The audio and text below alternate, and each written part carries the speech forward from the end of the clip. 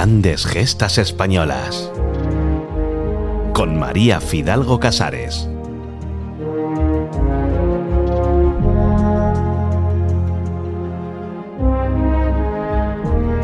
Una de las imágenes más emocionantes y sobrecogedoras de la Semana Santa española es contemplar cómo los caballeros legionarios portan el Cristo de la Buena Muerte de Málaga y oírles entonar El Novio de la Muerte, un cuplé de taberna que la Legión ha convertido en homenaje y recuerdo a sus camaradas caídos. Quien lo presencia percibe el fuerte vínculo forjado durante un siglo entre este Cristo y la Legión. La imagen es conocida como el Cristo de Mena, aunque no todos saben que el Cristo que contemplan no es el de Mena. ¿O sí lo es? Porque aunque la talla actual es obra de Palma Burgos, ambos Cristos son uno, unidos indisolublemente por una historia de tragedia y odio, pero también de tradición y fe.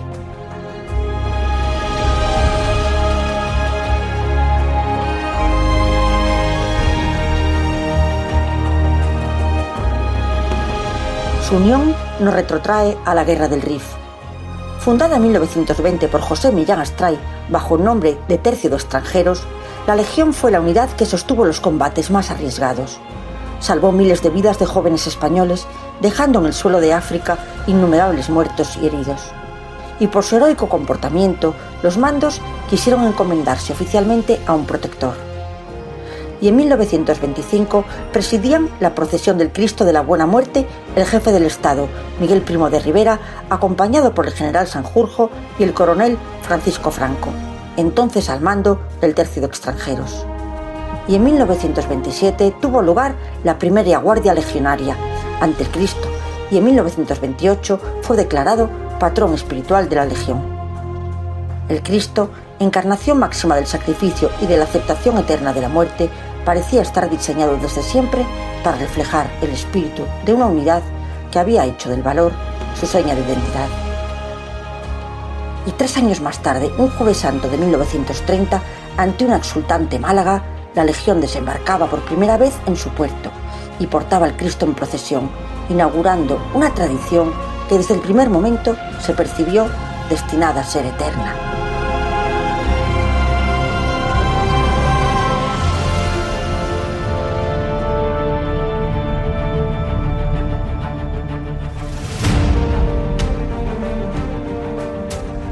Sin embargo, el Jueves Santo siguiente, el Tercio regresó a Málaga y en algunos puntos de la ciudad escucharon silbidos, frases insultantes y vieron puños en alto alzarse sobre el nivel de las cabezas.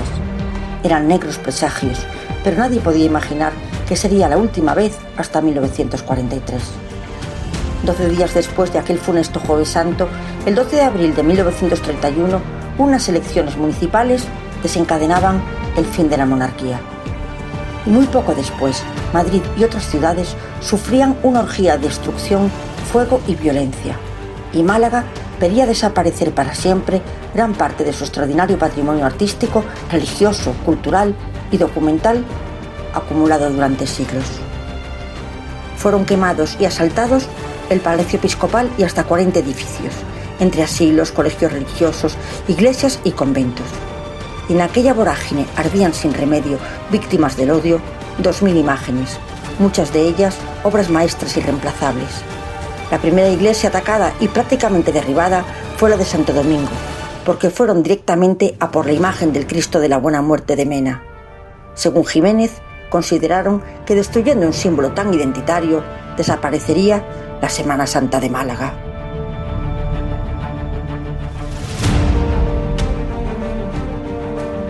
Conviene recordarlo, no fue durante la guerra, como a veces se dice disculpándolo, ni tampoco, como retransmiten algunos locutores y escriben ciertas guías, ardió, como si se hubiese incendiado de forma fortuita o por combustión espontánea. Se evita así mencionar que en realidad fue quemado, con premeditación y alevosía, por desenfrenadas hordas de izquierda. Para el Cristo parece no haber memoria histórica.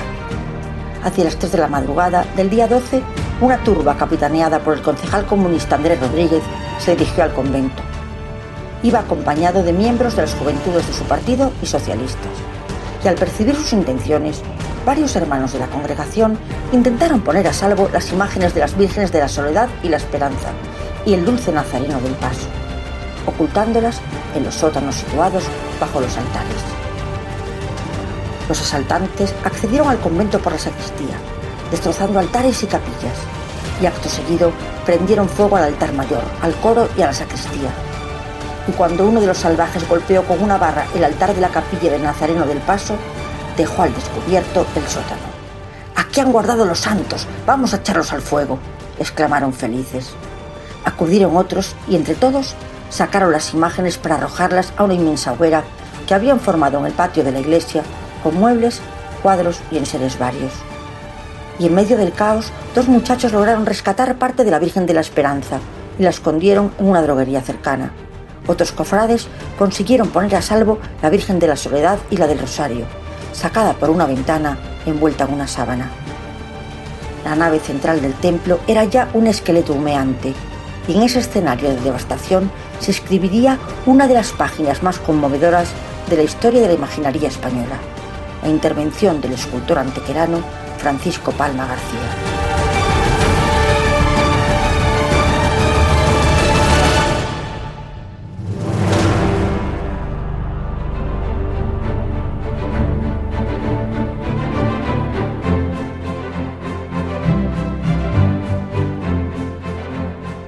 El artista, vecino de Málaga y devoto de la congregación, era autor del Trono del Cristo de la Buena Muerte, estrenado en 1916. Enterado con horror de lo que sucedía y arriesgando su propia vida, entró en la iglesia para salvar a su Cristo de Mena. Y vio que un salvaje entraba en la capilla, abría la verja, subía por la mesa del altar y empezaba a flagelar al Cristo. Cuentan que el individuo gritaba: «¡Ahora que vengan los legionarios a darte guardia!». Palma se enfrentó a él y el hombre con furia intentó golpearle la cabeza con un palo, pero descargó sobre la pierna del Cristo y al romperla hizo saltar el clavo. Ese instante lo aprovechó Palma para hacerse con aquella pierna que escondió entre su gabardina. En ese momento aparecieron soldados del regimiento de Málaga que lograron desalojar el templo, lo acordonaron y prometieron proteger la iglesia. Y Palma comenzó a retirar los bancos, vitrinas y reliquias que había en la capilla. La dejó limpia de madera para que el fuego no se comunicara y cerró la verja. Y buscó desesperadamente a alguien que le ayudara a descolgar el Cristo. El humo era denso e irrespirable. Salió a la calle y se dirigió a Ramírez, jefe de bomberos, a quien llorando le pidió 2 hombres. Se amarró un pañuelo como los bomberos y entre llamas y astillas rotas entró de nuevo en la capilla. Ayudado por Ramírez, descolgó al Cristo, le desmembró los brazos y pegándolos al cuerpo lo envolvieron en un manto. Pero asombrosamente poco después se ordenaba a las Fuerzas Armadas que abandonasen los templos. Y al ver la iglesia desprotegida, los violentos irrumpieron de nuevo. Y aquel soberbio Cristo crucificado, obra cumbre de la imaginería española, desaparecía pasto de las llamas. Cuentan que la turba incluso hizo un corro y bailó, cual aquelarre, alrededor de la hoguera, una imagen que también captó el artista también andaluz Soria Aedo en su sobrecogedora Turba sin Dios.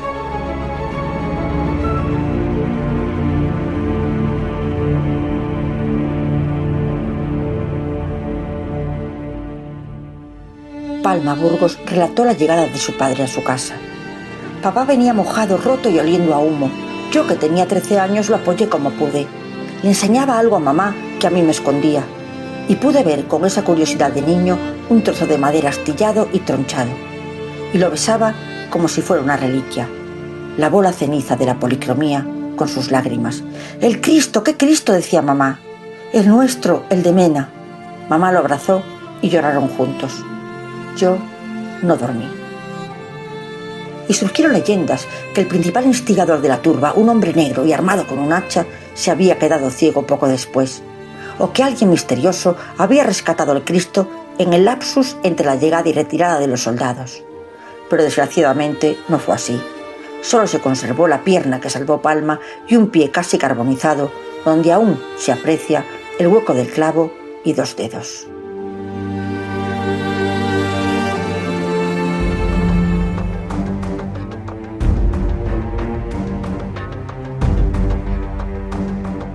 Uno de los principales responsables de aquella noche de destrucción y profanación fue el general gobernador militar de Málaga, Juan García Gómez Caminero, de reconocida filiación masónica, y de quien se ha escrito que llegó a entregar a las turbas una lista con lo que debía incendiarse, mezclándose incluso con los asaltantes y pirómanos. Su desfachatez alcanzó el límite cuando envió un telegrama a Manuel Azaña: «Ha comenzado el incendio de iglesias, mañana continuará». Y aunque fue cesado por lo ocurrido, ascendió a general de división y posteriormente a general jefe de la División Orgánica número 2 de Sevilla, uno de los cargos más altos del país. Y no fue el único. En todas las ciudades que sufrieron estos ataques, rara vez las autoridades republicanas intervenían. Azaña se oponía a que las fuerzas del orden frenaran a los incendios. «Todos los conventos de España no valen la uña de un republicano», dijo en una frase que lo retrató para la historia. No comprendieron lo que aquello significaba para la naciente Segunda República. Con la quema de iglesias y conventos, la España católica vio cómo sus símbolos más profundos y existenciales eran atacados sin piedad. En aquellas hogueras injustificables ardió también el espíritu de convivencia de una república lastrada desde su origen por el rencor y el sectarismo ante una España que no se resistía a morir.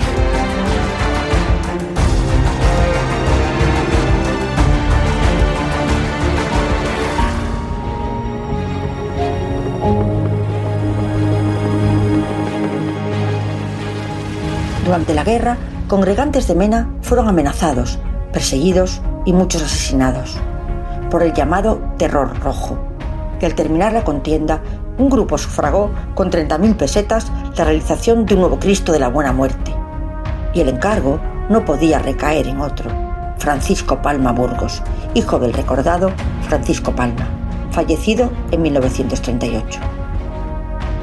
Pese a su juventud, apenas 21 años, ya era académico y poseía una sólida formación artística, y asumió con audacia el complicado reto de reconstruir la imagen perdida.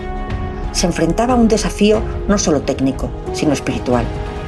Y el resultado fue una obra sublime, con ligeras variaciones iconográficas, y en los pies incrustó un clavo del Cristo de Mena salvado de la quema, y se basó en las medidas de la pierna rescatada bajo la gabardina de su padre. Y entonces surgiría para algunos el milagro, para otros la gesta del artista. El Cristo de Mena, aquel que la turba arrojó a la hoguera entre risas, blasfemias y odio, renacía. El Cristo era algo más grande, más solemne, llevaba la impronta del Hijo y la de su Padre, pero en él latía intacta la obra y el espíritu de Mena. Algunos congregantes llegaron a afirmar que parecía que hubiese guiado su gubia desde el cielo. No estaban ante una copia, ni ante una nueva creación. Volvía de las cenizas y era una resurrección.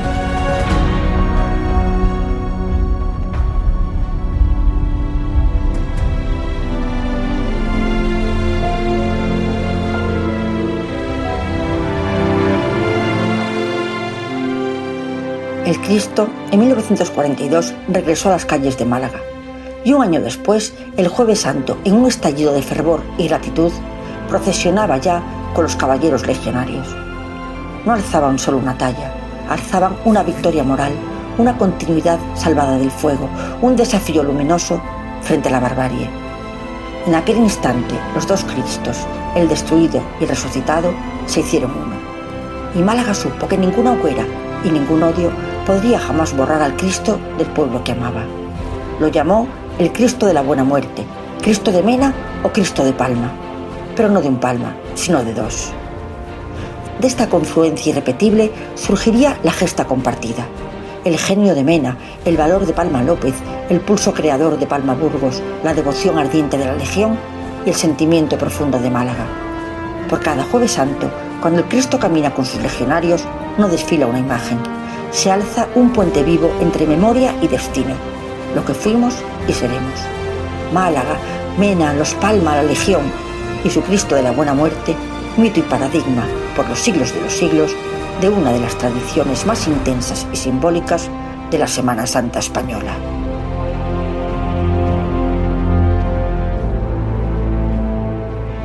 Grandes gestas españolas. Con María Fidalgo Casares.